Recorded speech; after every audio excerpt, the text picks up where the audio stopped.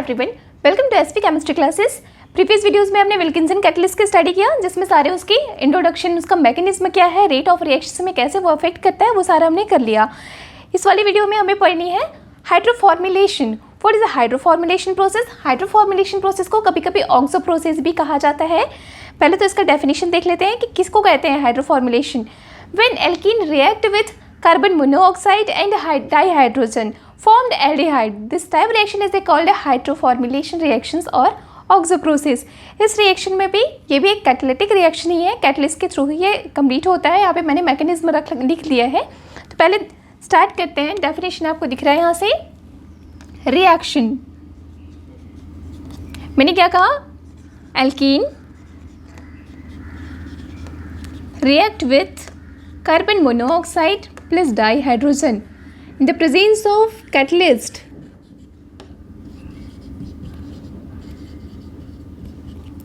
What is the form? Formed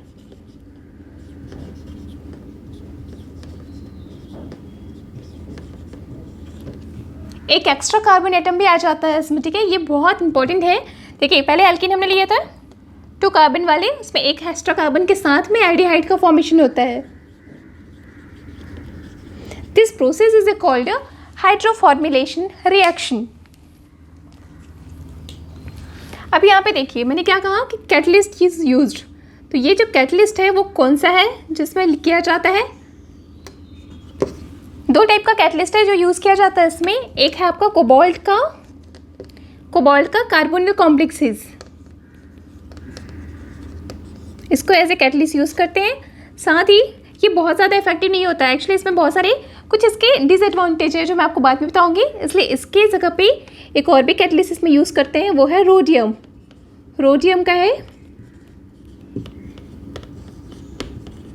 ये सारे formula भी ना आपको याद करना है, क्योंकि मैंने पहले भी बता दिया है कि CSIR नेट में कभी कभी ऐसे ही पूछ देता है कि ऑक्सो प्रोसेस आप मैच करो, कौन सा कैटलिस्ट यूज़ होता है।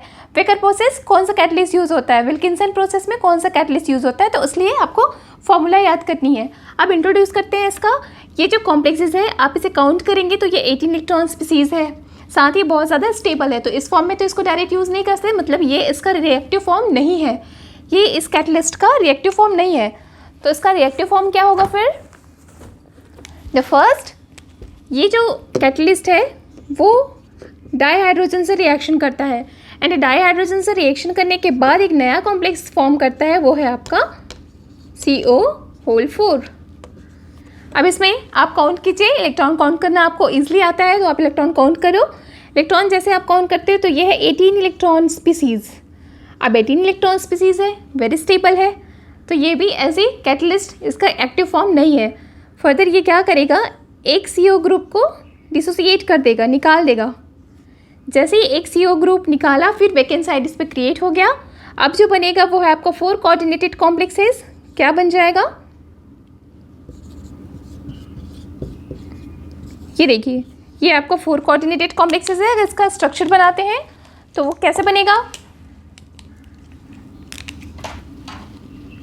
Cobalt H CO and CO। अब आपको पता चल गया, ये हो गया आपका 16 इलेक्ट्रॉन स्पीसीज। 2 इलेक्ट्रॉन वाला लिगेंड निकाल दिया तो ऑब्वियस 18 से 16 इलेक्ट्रॉन स्पीसीज बन जाएगा ना। तो ये इसका एक्टिव फॉर्म है, इस वाले कैटलिस्ट का एक्टिव फॉर्म है। क्लियर है? मतलब ये जो है रिएक्शन में पार्टिसिपेट करेगा।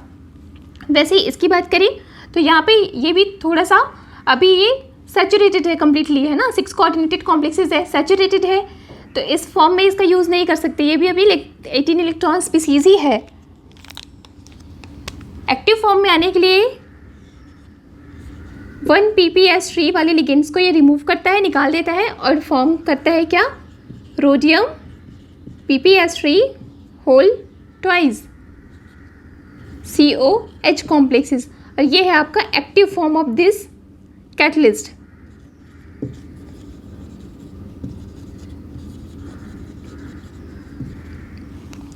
स्टार्ट करते हैं। रिएक्शन हो गया, साथ ही कैटलिस्ट का इंट्रोडक्शन। अब जाते हैं कि इसमें मैकेनिज्म पोर्शन में। तो यहाँ पे अलग से लिखने से अच्छा है कि वहीं पे पूरा मैकेनिज्म आपको मैं एक्सप्लेन कर देती हूँ। क्लियर है? स्टार्ट करते हैं मैकेनिज्म प्रोसेस। देखो, यहाँ पे सबसे पहले मैंने कौन सा कैटलिस्ट ले लिया है? कोबाल्ट का कार्बोनिल कॉम्प्लेक्सेस। कोबाल्ट का carbonyl complexes first di hydrogen से रिएक्शन करेगा और फिर क्या बनाता है, ये वाला कॉम्प्लेक्स। यहाँ पे ये कॉम्प्लेक्स जो है वो क्या है, 18 इलेक्ट्रॉन स्पीसीज है। 18 इलेक्ट्रॉन स्पीसीज होने के कारण ये इतना एक्टिव नहीं है। यहाँ पे क्या हो जाएगा, ये 1 CO ग्रुप डिसोसिएट कर देगा, रिमूव कर देगा and form active, this is active catalyst.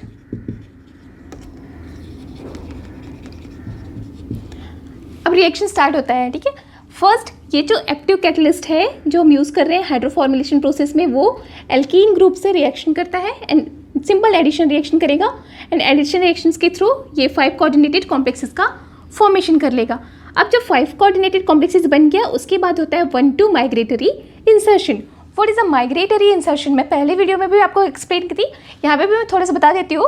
Migratory मतलब किसी भी लिगेंड्स का अपने साइट को वेकेंट करके छोड़ के दूसरे साइट पे चले जाना, is called a migration. And what is the insertion reaction, तो मेटल लिगेंड्स बॉन्ड के बीच में किसी जो अनसैचुरेटेड टाइप का लिगेंड है उनका ऐड हो जाना, आके इंसर्ट हो जाना, is called a insertion reaction.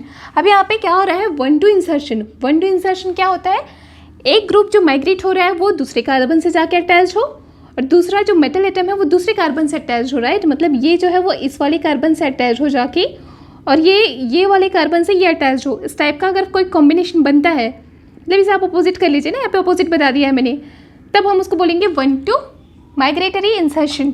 मतलब यहाँ पे एक हाइड्रोजन जो आया है वो इस कार्बन पे आया है और जो मेटल है वो कौन से पोजीशन से ऐड हुआ है, सेकंड पोजीशन से, 1 और 2, राइट।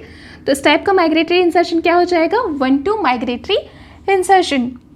तो यहाँ पे वही प्रोसेस हुआ, 1-2 माइग्रेटरी इंसर्शन के थ्रू अपना जो वैकेंट प्लेस खाली कर दिया और हाइड्रोजन वहाँ पे जाके अटैच हो जाता है। आफ्टर दिस रिएक्शन इसके बाद क्या होगा, इसके बाद होगा क्या, कार्बोनिल ग्रुप फिर से आ जाएगा। कार्बोनिल ग्रुप आने के बाद यहाँ पे ज़्यादा कुछ नहीं हुआ, ओनली एडिशन हुआ है कार्बोनिल ग्रुप का।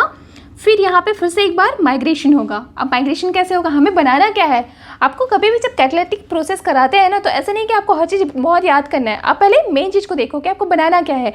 एल्कीन से क्या बनानी है आपको, एल्डिहाइड। एल्डिहाइड वो भी एक एक्स्ट्रा कार्बन के साथ एल्डिहाइड बनाना है, ठीक है। तो CHO ग्रुप आएगा। तो अभी तक ये जो बना है वो क्या है, एल्कीन। एल्कीन में अभी आपको क्या लाना है, COH ग्रुप लाना है। तो क्या करेंगे, अब हम कार्बोनिल ग्रुप को इंसर्ट कराएंगे। तो आगे के प्रोसेस में मैंने लिख दिया है माइग्रेटरी इंसर्शन रिएक्शन। अब आप मुझे बताइए कमेंट करके कि यहाँ पे जो माइग्रेशन हो रहा है वो 1-1 माइग्रेशन हो रहा है या 1-2 माइग्रेटरी इंसर्शन हो रहा है, क्योंकि थोड़ी देर पहले मैंने आपको बता दिया था एग्जाम्पल किसका, 1-2 माइग्रेटरी इंसर्शन का। तो यहाँ पे आप देख के बताओ, अभी आप थोड़े से सोचो, मैं भी बता दूंगी आपको। स्टार्ट कीजिए यहाँ से कि यहाँ पे भी क्या हो रहा है, माइग्रेटरी इंसर्शन हुआ है, पर किस टाइप का माइग्रेटरी इंसर्शन है, ये 1-2 है या 1-1 माइग्रेटरी इंसर्शन है। माइग्रेटरी इंसर्शन से रिलेटेड वीडियोस मैंने बना रखा है, वो आप एक बार जाके पढ़ लीजिएगा, ठीक है, तो उससे ज़्यादा क्लियर होगा। स्टार्ट करते हैं यहाँ से देखना। जब यहाँ पे माइग्रेशन हुआ तो माइग्रेशन में क्या बोला था मैंने, कोई भी ग्रुप जो अनसैचुरेटेड है वो पहले माइग्रेट करता है, क्लियर। तो ऐसे कोई भी एक सीस में प्रेजेंट CO ग्रुप है लाइक दिस, तो ये ग्रुप क्या होगा, माइग्रेट करेगा। माइग्रेट करके यहाँ पे क्या करेगा, वेकेंट साइट क्रिएट करेगा, ठीक है।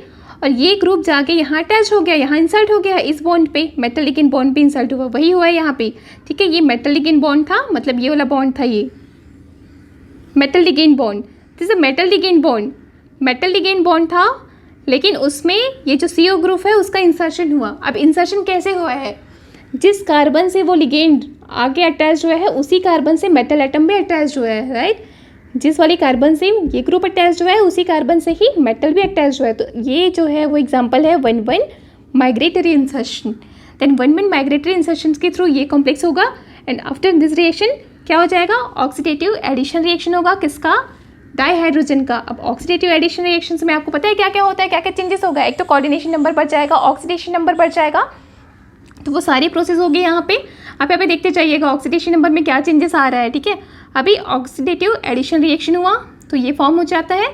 After oxidative addition reaction reductive elimination होगा, रिडक्टिव एलिमिनेशन के बाद वापस हमारा कैटलिस्ट बन जाता है, ठीक है। अब आपका क्या काम है, सबके इलेक्ट्रॉन काउंट्स को आपको लिखना है, नंबर ऑफ इलेक्ट्रॉन काउंट, साथ ही number of coordination number and oxidation number, क्योंकि ये मैंने प्रीवियस वीडियोस में आपको करना सिखा दिया है, ठीक है। कोऑर्डिनेशन में कैसे चेंजेस आता है, ऑक्सीडेशन नंबर में कैसे चेंजेस आता है, नंबर्स ऑफ इलेक्ट्रॉन में क्या चेंजेस आता है, तो आप कंटिन्यू इसमें सारे करोगे आप और मुझे कमेंट्स करके बताइएगा नीचे कि कहाँ पे क्या हो रहा है ना। आपको मैं दे देती हूँ, जैसे इस कॉम्प्लेक्सेस में नंबर ऑफ इलेक्ट्रॉन्स कितना है, इसका ऑक्सीडेशन नंबर कितना है, वो आप मुझे कमेंट करके बताइएगा। तो ये कंप्लीट हो जाता है किसका, हाइड्रोफॉर्मुलेशन प्रोसेस। मैंने स्टार्टिंग में ही बताया था कि इन ऑक्सो प्रोसेस या हाइड्रोफॉर्मुलेशन प्रोसेस दो डिफरेंट टाइप के कैटलिस्ट को यूज़ किया जाता है। फर्स्ट कैटलिस्ट जिससे मैंने मैकेनिज्म बताए थे वो कौन सा था, कार्बोनिल कॉम्प्लेक्सेस किसका, कोबाल्ट का, राइट। तो यहाँ पे 2 टाइप के कैटलिस्ट हमने यूज़ किया था, एक है कोबाल्ट का एंड सेकंड जो कैटलिस्ट यूज़ किया गया था वो कौन सा था, रोडियम, रोडियम का कॉम्प्लेक्सेस था।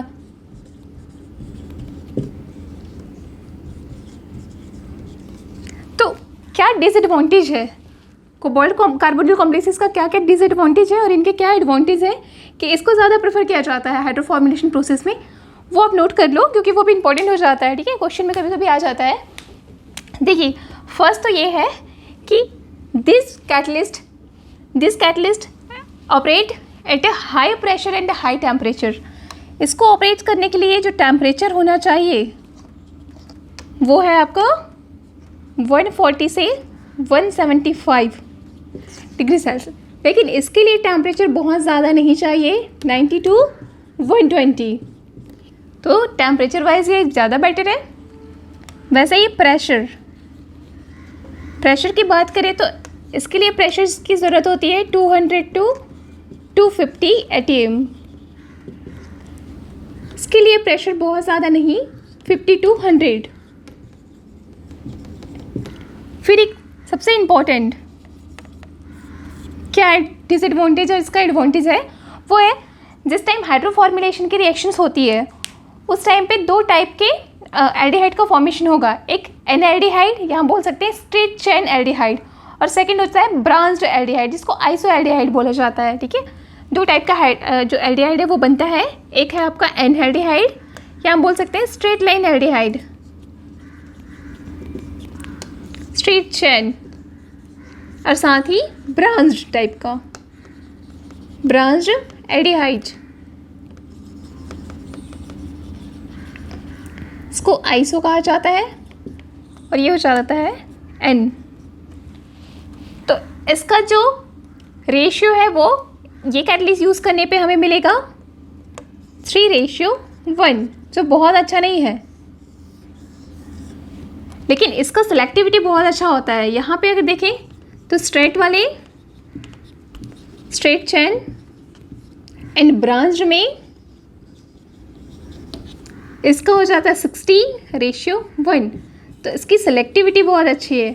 अब देखो मैं क्यों इसको बेस्ट बता रही हूँ, क्योंकि जो स्ट्रेट चेन वाला फॉर्मेल्डिहाइड फॉर्म होता है ना जो ऑक्सो प्रोसेस के थ्रू, वो ज़्यादा इंपॉर्टेंट होता है क्योंकि ये इजीली बायोडिग्रेडेबल होता है, इसलिए इसका यूज़ ज़्यादा करते हैं।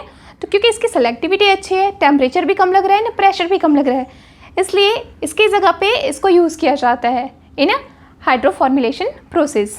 क्लियर है? Thank you.